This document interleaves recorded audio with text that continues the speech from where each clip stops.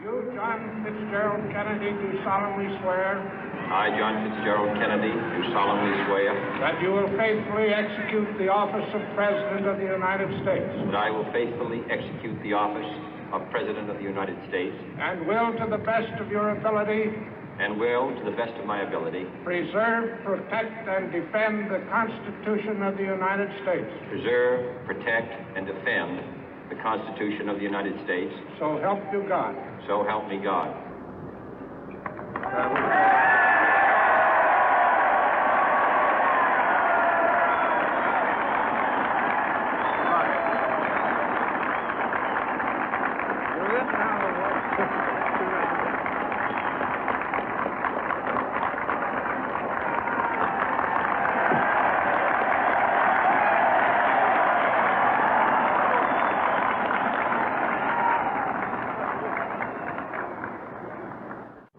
Vice President Johnson, Mr. Speaker, Mr. Chief Justice, President Eisenhower, Vice President Nixon, President Truman, Reverend clergy, fellow citizens.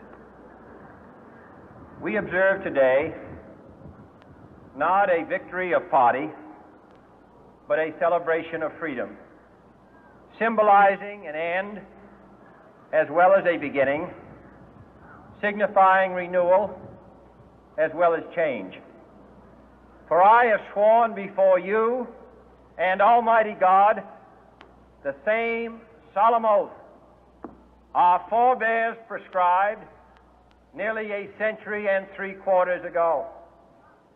The world is very different now, for man holds in his mortal hands the power to abolish all forms of human poverty and all forms of human life. And yet the same revolutionary beliefs for which our forebears fought are still at issue around the globe. The belief that the rights of man come not from the generosity of the state, but from the hand of God. We dare not forget today that we are the heirs of that first revolution.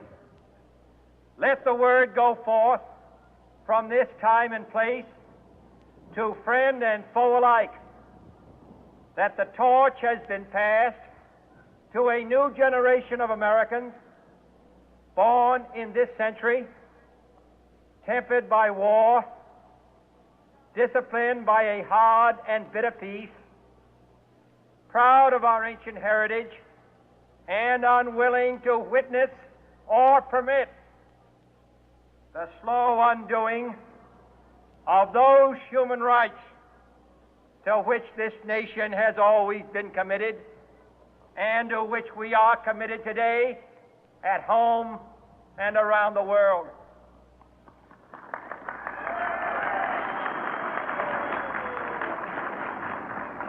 Let every nation know, whether it wishes us well or ill, that we shall pay any price, bear any burden, meet any hardship, support any friend, oppose any foe to assure the survival and the success of liberty.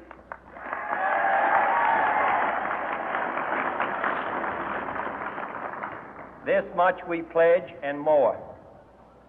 To those old allies whose cultural and spiritual origins we share, we pledge the loyalty of faithful friends. United, there is little we cannot do in a host of cooperative ventures.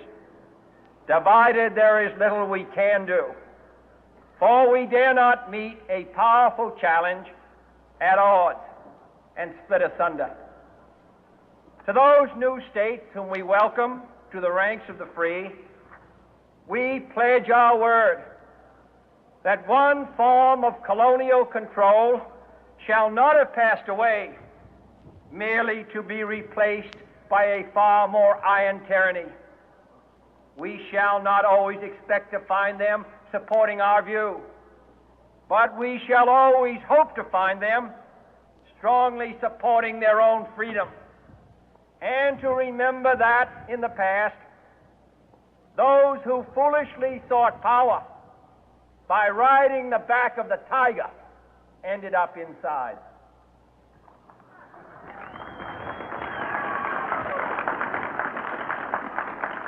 To those people in the huts and villages of half the globe struggling to break the bonds of mass misery, we pledge our best efforts to help them help themselves for whatever period is required, not because the communists may be doing it, not because we seek their votes, but because it is right. If a free society cannot help the many who are poor, it cannot save the few who are rich.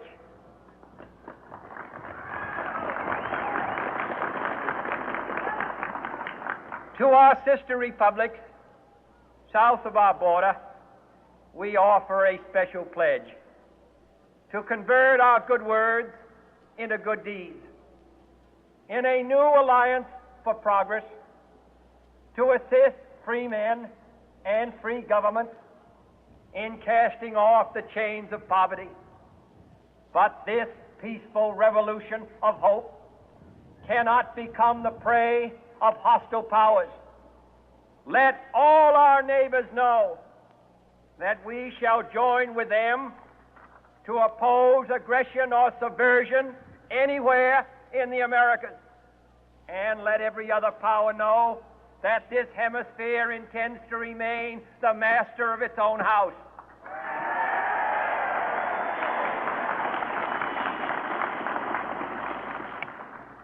To that World Assembly of Sovereign States, the United Nations, our last best hope, in an age where the instruments of war have far outpaced the instruments of peace, we renew our pledge of support to prevent it from becoming merely a forum for invective, to strengthen its shield of the new and the weak, and to enlarge the area in which its writ may run. Finally, to those nations who would make themselves our adversary, we offer not a pledge, but a request that both sides begin anew the quest for peace. Before the dark powers of destruction, unleashed by science, engulf all humanity in planned or accidental self-destruction, we dare not tempt them with weakness, for only when our arms are sufficient beyond doubt can we be certain beyond doubt that they will never be employed.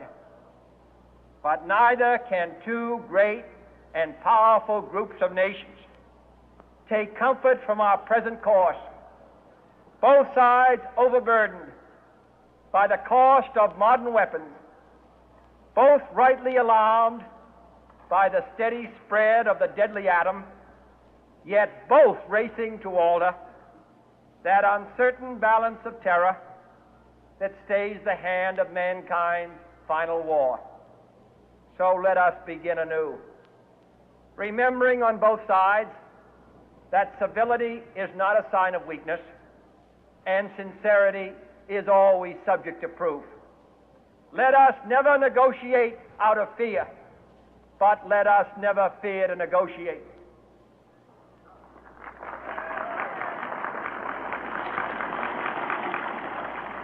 Let both sides explore what problems unite us, instead of belaboring those problems which divide us. Let both sides, for the first time, formulate serious and precise proposals for the inspection and control of arms, and bring the absolute power to destroy other nations under the absolute control of all nations.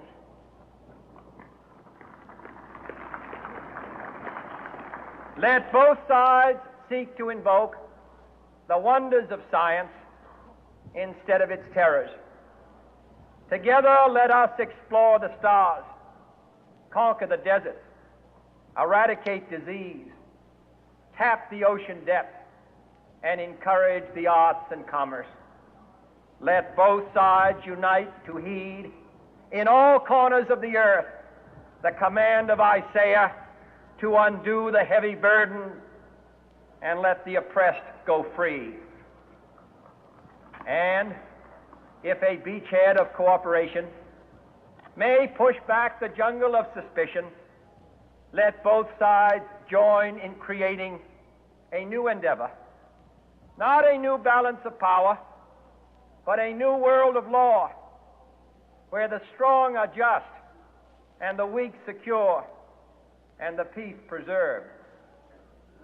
All this will not be finished in the first 100 days, nor will it be finished in the first 1,000 days, nor in the life of this administration, nor even perhaps in our lifetime on this planet.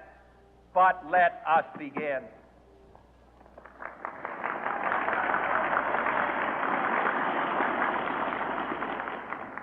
In your hands, my fellow citizens, more than mine, will rest the final success or failure of our course. Since this country was founded, each generation of Americans has been summoned to give testimony to its national loyalty. The graves of young Americans who answered the call to service surround the globe. Now the trumpet summons us again, not as a call to bear arms, though arms we need, not as a call to battle, though in battle we are, but a call to bear the burden of a long twilight struggle, year in and year out, rejoicing in hope, patient in tribulation, a struggle against the common enemies of man, tyranny, poverty, disease, and war itself. Can we forge against these enemies a grand and global alliance, north and south, east and west, that can assure a more fruitful life for all mankind? Will you join in that historic effort?